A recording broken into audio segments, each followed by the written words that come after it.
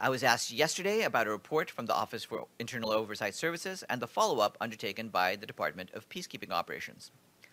What I can say about that is that the matter was investigated and the permanent mission of the concerned member state was notified. Upon receipt of the OIOS investigation report, the Department of Peacekeeping Operations took decisive measures, including ordering the repatriation of the UN police officers involved. DPKO and OIOS ensured that the issue was thoroughly investigated and actions taken. Follow-up by the member state is ongoing. No police from Cote d'Ivoire will be extended beyond their current assignments. The deployment of any subsequent Ivorian police to UN operations has been suspended until confirmation from Cote d'Ivoire that action has been taken on the OIOS investigations.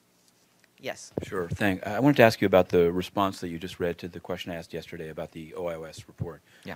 The leaked OIOS report. I wanted to know, first, it names 10, specifically 10 police officers as having paid particular amounts of money to the Deputy Permanent Representative of Cote d'Ivoire. So I wanted to, maybe I missed in the first part. First, are those 10, have they been repatriated?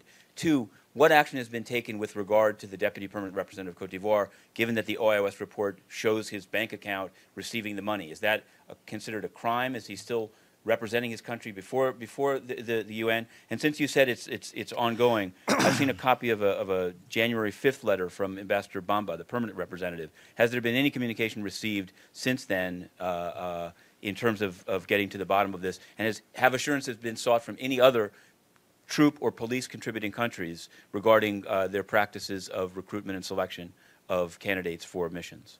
Well, I've already told you how we're dealing with any recruitment from Cote d'Ivoire, and that's quite clear. Regarding your question about the named police officers, all of those officers involved are either gone already or in the process of leaving. And like I said, we had ordered the repatriation of the involved UN police officers.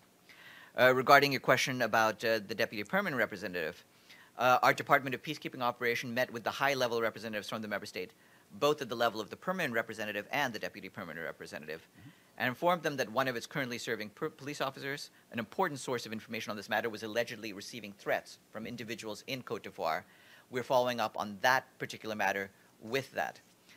Regarding how the country is to be represented, of course, that is a question to ask the government of Cote d'Ivoire. Right, but isn't soliciting a bribe to receive a benefit from the UN a crime in some way?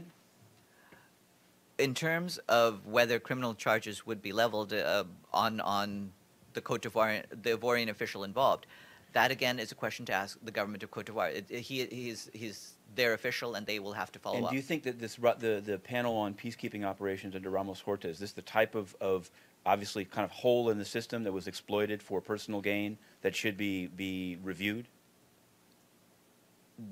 This is a clear-cut case of corruption, which was found by our Office for Internal Oversight Services, and we're following up on that. Clearly, quite a good measure of the follow-up also needs to be handled by the member state involved.